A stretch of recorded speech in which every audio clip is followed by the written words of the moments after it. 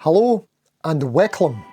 Today we're going to be having a look at this Chapman ML1 Hybrid in Cali Sunset Red.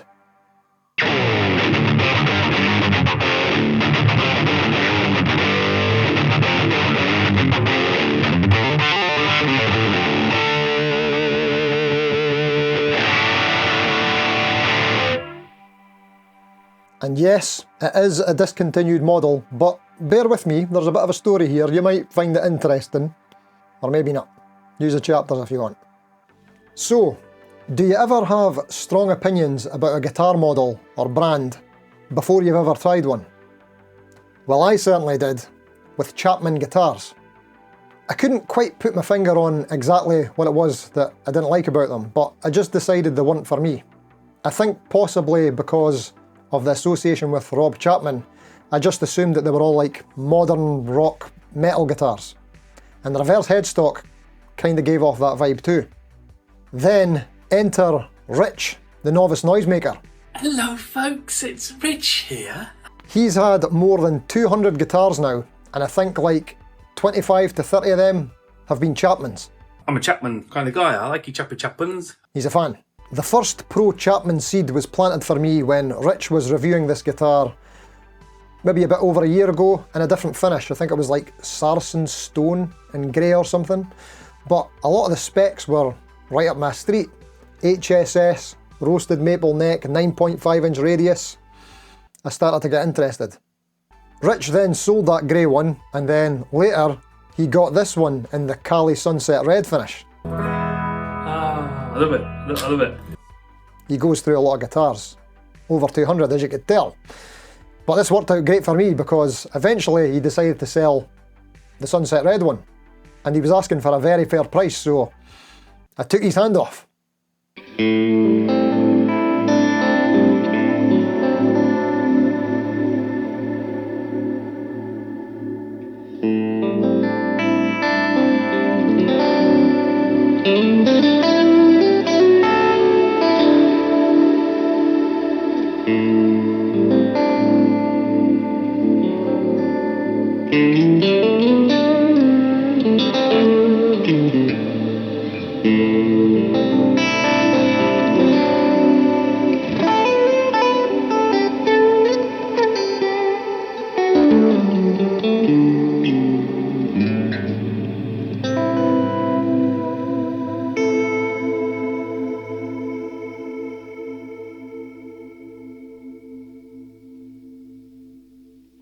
So these older Chapmans were made in Korea, and I think now they're made in Indonesia.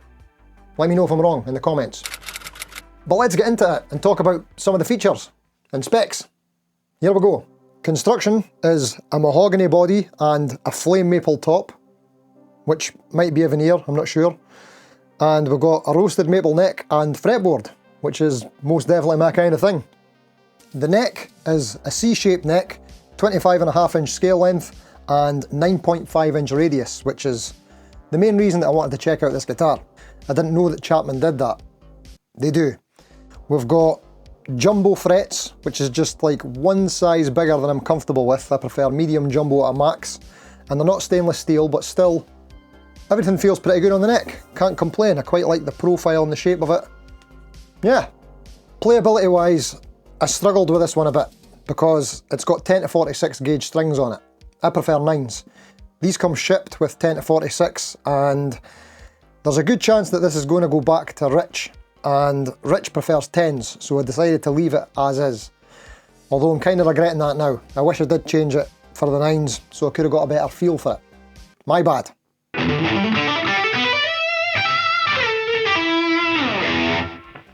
Elsewhere on the neck, we need to talk about these rolled fretboard edges, and these are outstanding.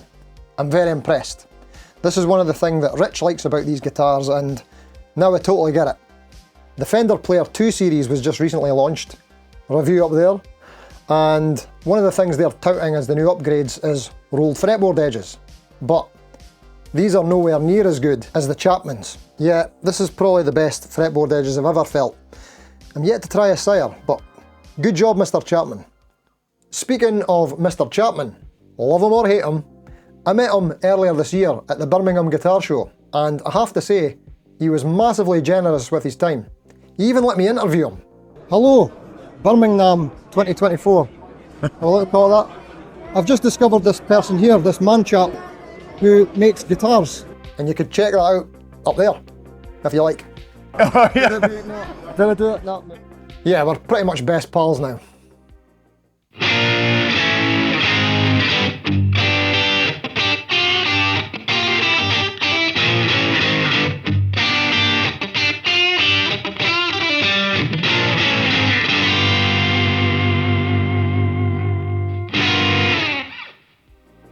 By the way, if you're enjoying this video so far, please do hit that like button.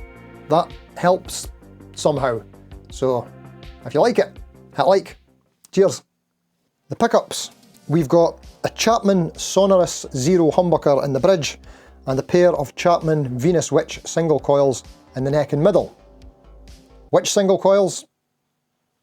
These ones. To be fair, I think these pickups sound pretty great. I mean, they're hotter than I would usually like. I prefer a lower output, more vintage voiced pickup, but they've still got some good clarity to them, and they really shine when you put them through some high gain.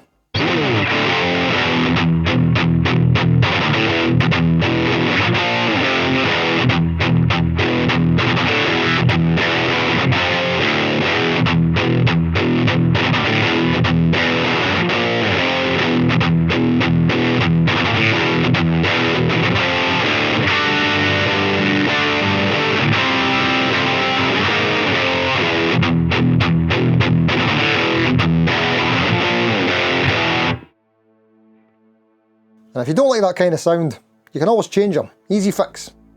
Now, here's what I'm thinking. Looks wise, this has got some great potential. I love the look of this colour against the roasted maple neck, and the flame top is really nice, but there's still a couple of things I would change.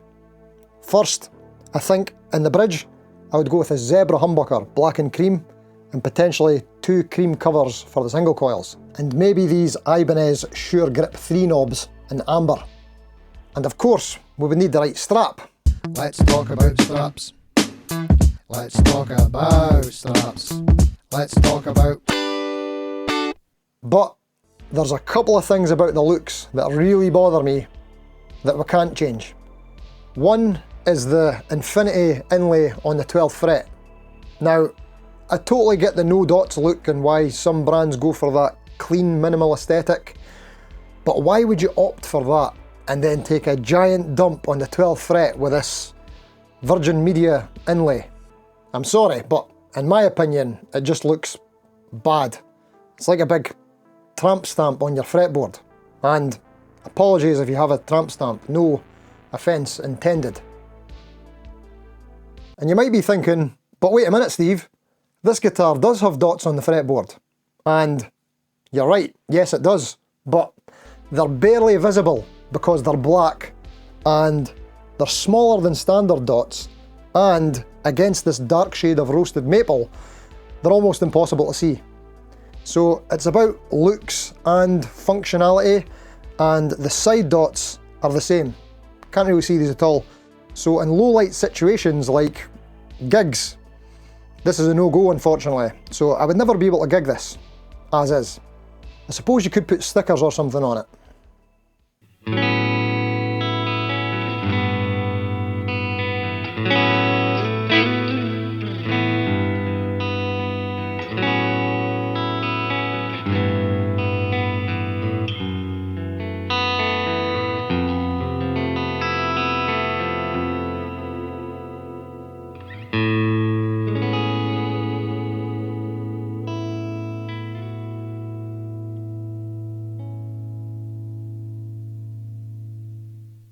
Then there's the weight.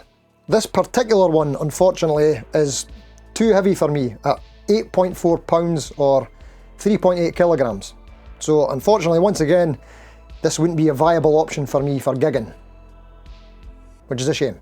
And weight is the kind of thing which is getting way higher on the list of deal breakers for me these days, because I'm getting old. Then there's the headstock. Sorry to be complaining about everything, but I've got a problem with this too.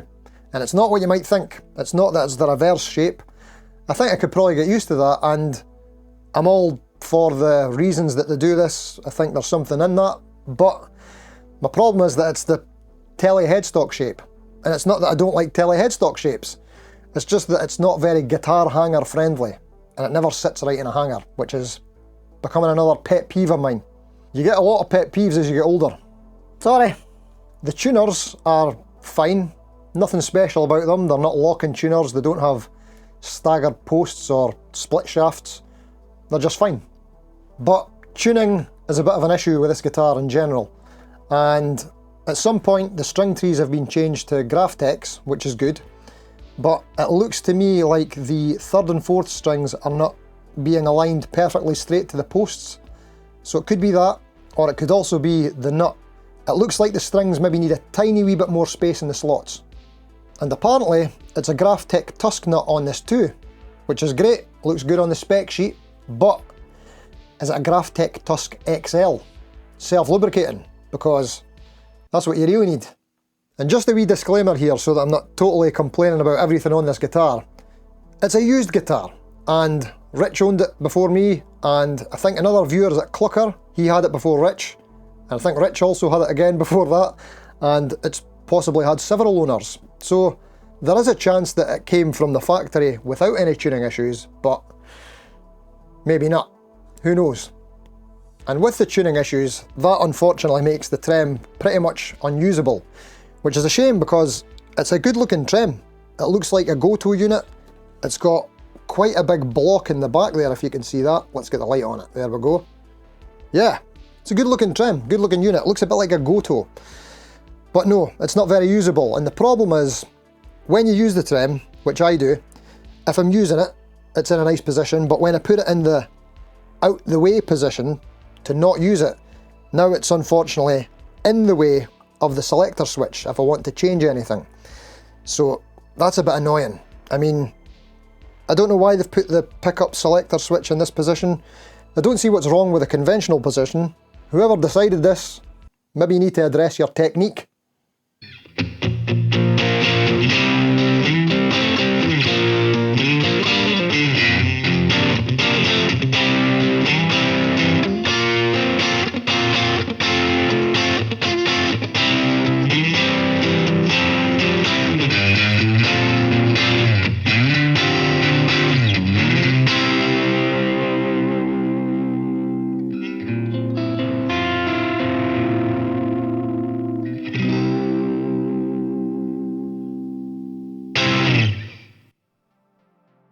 Okay, so conclusions. Now, I don't know if my conclusions on a discontinued guitar are going to be worth anything, but for me, on paper, this one looks like it would be for me, and it looks absolutely stunning. I really like the finish of it. But the weight, the visibility of the side dots, the tuning stability issues, and the position of the selector switch, unfortunately make this one a no-go for me. But what's probably more important and useful is where Chapman are at now.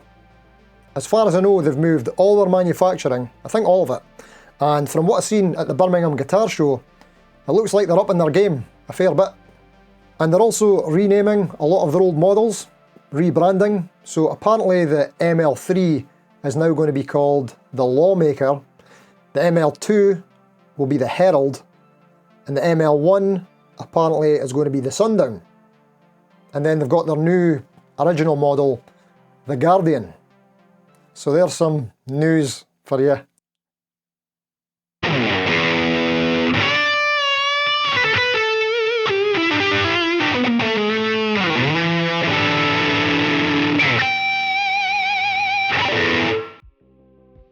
So, Chapman guitars. Have you ever tried one? Would you ever try one? What ones have you tried? Is there any particular models you would recommend to check out? Let me know about it in the comments. I'm keen to know what you think. If you've liked the video, please do consider subscribing to the channel. I know it's a bit of a gamble, but you never know. You might like it. Go on. Go on. Go on. Go on. And if you subscribe to the channel, there's a good chance that you'll see the community poll posts that I put up every Wednesday where you vote on a particular topic And then on the Thursday, we do a live stream, hammering on about.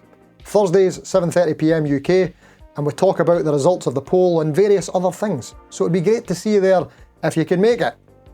And then Friday videos, 6 PM every Friday. Okay, that's it. Thanks for watching. Until next time, see you later. Here's a wee bonus at the end. So when I got this guitar, I couldn't help but notice that it looks very familiar with something else that I have experience with, the Harley Benton Fusion. And I couldn't possibly keep both of them. There can be only one. So I might just have to do some kind of shootout between the two of these in the future. Let me know in the comments if that sounds of any interest to you, and I'll think about it.